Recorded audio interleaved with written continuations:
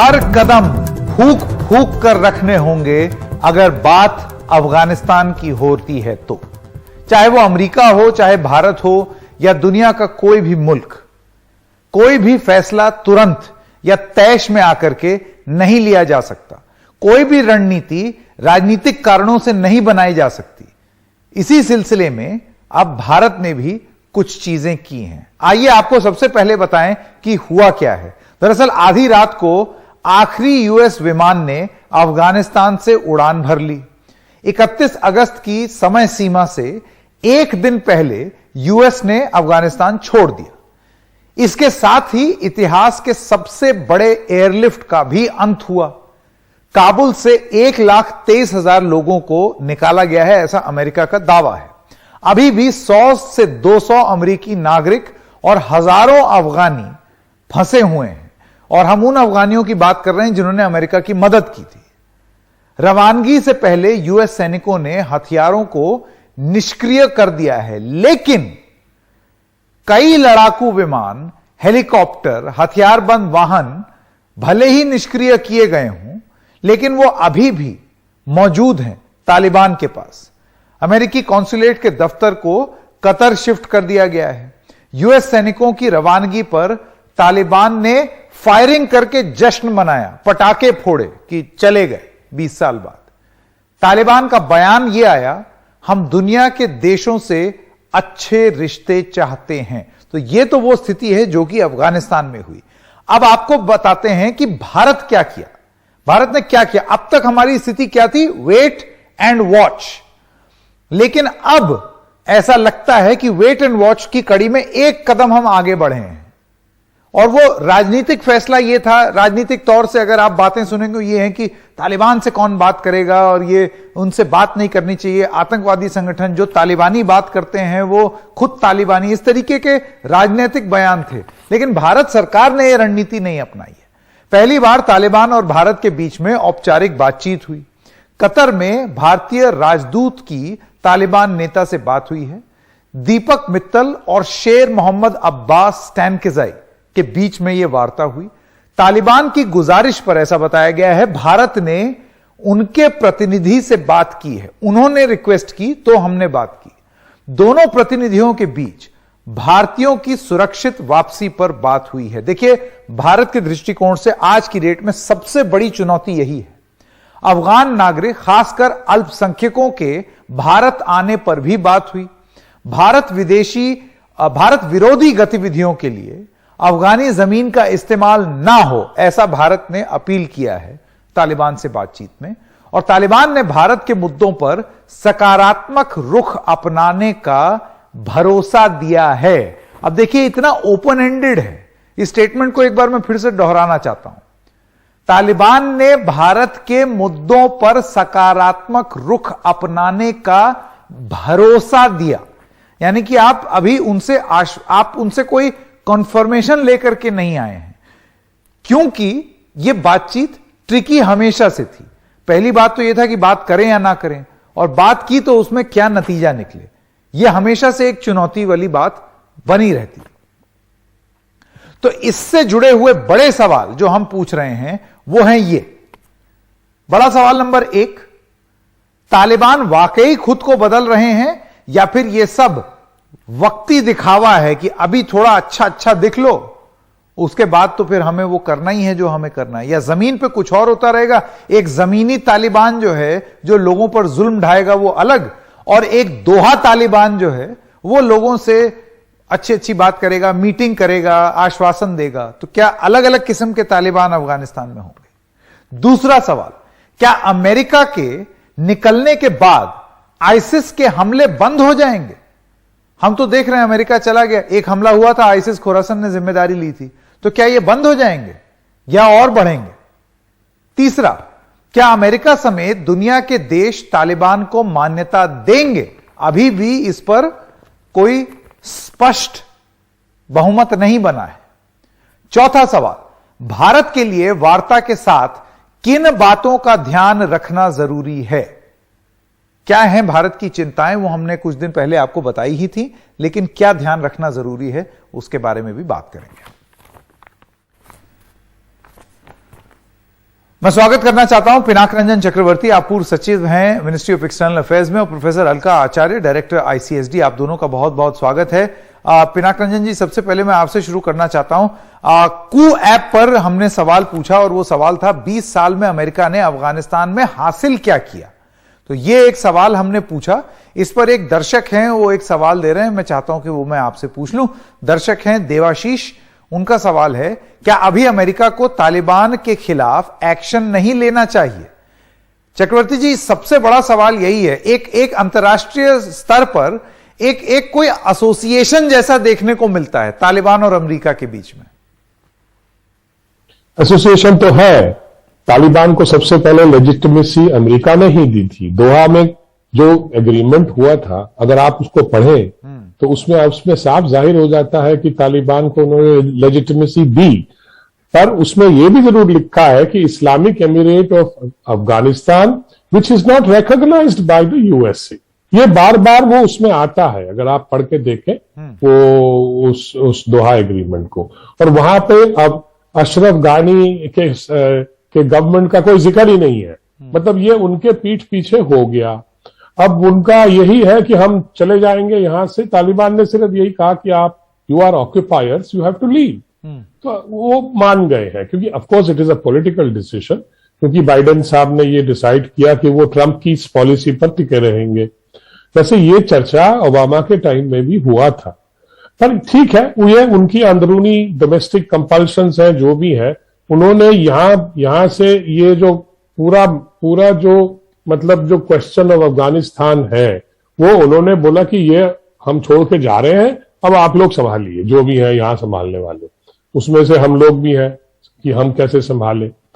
और उधर जो बात हो रही थी कि दोहा में जो हमने बातचीत करी है, जो हमारे एम्बेसडर साहब ने बातचीत करी है, एक चीज ध्यान में रखना चाहिए, हमने ये कभी भी नहीं कहा कि हम बात नहीं करेंगे। हम शत्रुओं से भी बात करते हैं। यही राजनयिक नीतियां हैं। क्या हम पाकिस्तान से बात नहीं करते हैं? क्या आप चीन से बात नहीं करते हैं? पाकिस्तान तो एक आतंकवाद मुल्क है जो हमारे यहाँ आतंकवाद फैलाता है, फिर भी हम बात करते हैं। अभी तो खैर बातें बंद है, क्योंकि अभी फिलहाल बंद है, क्योंकि हमने एक मतलब पोजीशन ले लिया है कि terror and talks will not go together. ठीक है, वो हमारी अब पोजीशन है, पर बातचीत तो होती रहती है। बैक चैनल में भी बातचीत होती है। ये सीज फायर जो हुआ फरवरी में, वो कैसे हुआ? वो तो कहते हैं कि बैक चैनल से ही हुआ। एनीवे, पॉइंट इज कि बातचीत करने में कोई हर्ज नहीं है, और हमारा एक उद्देश्य भी है। हमारे जो वहां बाकी भारतीयों को निकालना, हमारे जो देशवासी हैं उनको हम वापस किस तरह से आपको लगता है प्रोफेसर आचार्य की एक जो लार्जर कॉज है, अभी जो एक बड़ी चुनौती हम लोगों के सामने, अपने भारतीयों को हिफाजत से महफूज वहां से लौटा लाना, भारत लौटा लाना, ये सबसे बड़ी प्राथमिकता के चलते ये रणनीति ठीक है? क्योंकि देखिए, एक राजनीतिक आर्ग्यूमेंट, और मैं आप लोगों से ये सवाल नहीं पूछूंगा क्योंकि एक राजनीतिक रूप से एक बात जरूर चलती है यहां पर कि तालिबान से बातचीत करना, तालिबान के हक में बोलना, आप खुद तालिबान, और ये तमाम बातें होती हैं। तो आदमी ये मान लेगा कि अब सरकार जो है, क्योंकि उनके अपने ही लोग इस तरीके से बोल रहे हैं, तो हो सकता है ऐसी रणनीति ना बनाए। लेकिन आपको लगता है कि सूझबूझ इसी में थी कि अपने हिंदुस्तानियों की हिफाजत के लिए भले ही आपको आतंकवादियों से बात करनी पड़े, आप वो करें और वो निश्चित कर लें कि हिंदुस्तानी सुरक्षित आ जाए? क्योंकि कभी भी किसी भी आपातकालीन स्थिति में किसी भी देश का ये पहला फर्ज यही होता है कि अपने नागरिकों को सुरक्षा से वापस अपने वतन लौटा लिया जाए। तो ये तो खैर इसमें तो कोई दो राय है नहीं, और चूंकि स्थिति बहुत नाजुक थी तो ये निर्णय भी लेना पड़ा कि हमें अपना दूतावास खुला रखना चाहिए, नहीं रखना चाहिए। और इसमें बहुत से लोगों ने सूझबूझ जिस तरह से अपनी दिखाई, उसमें यही ठीक समझा कि फिलहाल हम अपने दूतावास को से सभी लोगों को बुला लेते हैं। लेकिन इसके चलते हमें अपने जो दूसरे हमारे सामने विकल्प हैं, क्योंकि ये स्थिति जो है सिर्फ अपने नागरिकों को सुरक्षित लाने की नहीं है, ये स्थिति वो भी है कि हमें शॉर्ट टर्म और मीडियम टर्म में हमारी क्या आशंकाएं हो सकती हैं। इस बहुत मतलब एक स्थिति तो बहुत ही नाजुक है। तो ऐसे में हमें किस तरह की कूटनीति अपनानी चाहिए, किस तरह की रणनीति अपनानी चाहिए, क्योंकि ये अब एक चुनौती क्षेत्र के सामने तो है ही है, लेकिन ये सभी क्षेत्र में जितने भी पावर्स हैं उनके सामने अलग अलग चुनौतियां हैं। तो मुझे लगता है कि कोई भी सरकार जो है वो काफी मतलब मल्टी लेवल जो एक अप्रोच है वो अपनाएगी। पर प्रोफेसर आचार्य, आप ये चीज मानेंगे कि अभी तालिबान से ये शुरुआती बात को इस तरीके से ना देख लिया जाए कि हमने उनको लेजिटिमेसी दे दी है या हमने उनको रिकॉग्नाइज कर लिया है, इस तरीके से देखना गलत होगा, क्योंकि अभी तो हम सिर्फ शुरुआती बात कर रहे हैं अपने नागरिकों की हिफाजत के लिए। जी जी, बिल्कुल गलत होगा ये, क्योंकि लेजिटिमेसी तो उनको किसी ने नहीं दी है, न रशिया ने दी है, न चाइना ने दी है। सब लोगों ने एक तरह से एक स्थिति जो उत्पन्न हुई है, उस यथार्थ जो स्थिति है उससे जूझने के लिए सब अपने अपने पैतरे जमा रहे हैं। और हमने भी, क्योंकि ये कहना कि हम बात नहीं करेंगे, जैसे अभी श्री चक्रवर्ती ने भी कहा कि कोई भी कूटनीतिक जो एक फ्रेम होता है उसमें बातचीत नहीं करेंगे तो होता नहीं। तो diplomacy is the art of the possible. तो अब लेजिटिमेसी की तो मुझे लगता है अभी बात ही नहीं हो रही है। अभी तो हमारे सामने सबसे बड़ी चुनौती यही है कि किस तरह से जो वहां पे गतिविधियां हैं वो किस तरह से खुलेंगी। जैसे आपने खुद ही अपने प्रश्न उठाए कि तालिबान क्या वास्तविकता में बदला है कि नहीं बदला है, क्या वो लोग खाने के हाथी के दांत हैं, खाने के और दिखाने के और नहीं, वो सबसे बड़ी बात क्या दोहा का तालिबान और अफगानिस्तान के गांव, छोटे छोटे कस्बों शहरों का तालिबान, क्या ये अलग अलग हैं? क्योंकि एक ये बड़ी चर्चा में बात है कि हमें मालूम ही नहीं है कि कौन सा तालिबान का कितना कंट्रोल है। चक्रवर्ती जी, आप इसका जवाब देना चाहेंगे? आपको लगता है ये एक बहुत बड़ी चुनौती उभर करके हमारे सामने आ सकती है? और कितने हथियार उनके पास यूनाइटेड स्टेट्स के पड़े हुए हैं, वो कहीं अगर पाकिस्तान होते हुए हिंदुस्तान में आया तो? अब ठीक है, मैं पहले उसकी जो पहला सवाल बिंदु है उस पे बताता हूं कि तालिबान की लीडरशिप का एक प्लान है जो आप देख रहे हैं, इट इज अनफोल्डिंग नाउ, कि हम अपना एक मॉडरेट चेहरा दुनिया को दिखाना चाहते हैं। पर तालिबान का जो फुट सोल्जर है या जो डिस्ट्रिक्ट में जो उसका हेड है, वो क्या इसी विचार का है? लगता नहीं है मुझे, क्योंकि जहां पे हम देख रहे हैं, कुछ पिक्चर्स भी आए हैं कि वो चुन चुन के लोगों को ढूंढ रहे हैं और उनकी हत्या कर रहे हैं, उनको मार रहे हैं, क्योंकि ये ऐसे लोग हैं। वो रिवेंज किलिंग्स चल रहा है पूरे देश में। अब रिवेंज किलिंग्स क्या उनकी नीति है? ये तो उनके लीडर से तो पता नहीं चलता कि रिवेंज किलिंग है। वो तो कहते हैं हमने सबको माफ कर दिया। सही बात है। सो ये एक दोहरा चेहरा बिल्कुल है। It is manifested in their actions and मुझे लगता है ये चलेगा।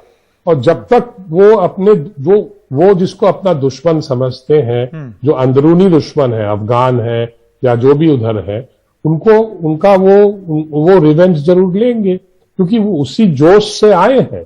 और उनके फुट सोल्जर्स को इतनी समझ नहीं है जो इंटरनेशनल नीति की, जो इनके लीडर जो कोशिश कर रहे हैं उनको इतनी समझ नहीं है। वो अपना लोकल डिसीजन लेके मारेंगे लोग। और यही सबसे बड़ी चुनौती होने वाली है अंतर्राष्ट्रीय जगत के लिए भी, कि आप कौन से तालिबान को आप मान्यता देंगे और तालिबान सही में बदलेगा या नहीं। इसीलिए प्रश्न चिन्ह बहुत सारे। आप दोनों का बहुत बहुत धन्यवाद। और अभी भी वेट एंड वॉच की स्थिति बनी रहनी चाहिए, लेकिन उसमें थोड़ा सा बदलाव जरूर किया है भारत ने आज बात करके। अब इसके राजनीतिक मायने क्या होंगे वो छोड़ दीजिए, लेकिन हिंदुस्तानियों की हिफाजत के लिए क्या यह एक अच्छा कदम है, यही एक सवाल है।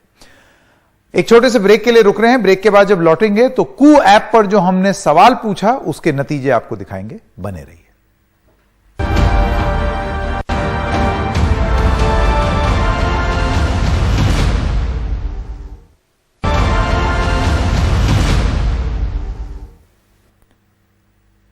अब कू ऐप के पोल का वक्त है। हमने सवाल पूछा, अभी अमेरिका को तालिबान के खिलाफ एक्शन नहीं लेने, ये तो व्यूअर का सवाल था। आइए अब आपको पोल का सवाल बताएं। पोल का सवाल था, अफगानिस्तान में क्या होना तय है? तो हमारे ऑप्शंस थे, तालिबान का उग्र होना, 14% लोग कहते हैं हां उग्र होंगे। चीन पाकिस्तान की नीति में दखल, यानी कि अफगानिस्तान में दखल, 14% कहते हैं वो भी होगा। भारत में आतंकवाद बढ़ाना, यानी कि वो मिल करके प्रयास करेंगे और यहां आतंकवाद बढ़ाएंगे, 21% लोग कहते हैं ये भी, लेकिन 91% लोग कहते हैं कि ये सारी चीजें होंगी। 51% लोग कहते हैं कि ये सारी चीजें होने वाली हैं, 51%। तो ये है जो कू पर हिंदुस्तानी हैं उनकी सोच, वो क्या सोचते हैं कि अफगानिस्तान में अभी क्या होना तय है। आप क्या मानते हैं इस कू ऐप के पोल पर? आप भी भाग लें। एक छोटे से ब्रेक के लिए रुक रहे हैं, खबरें जारी रहेंगी।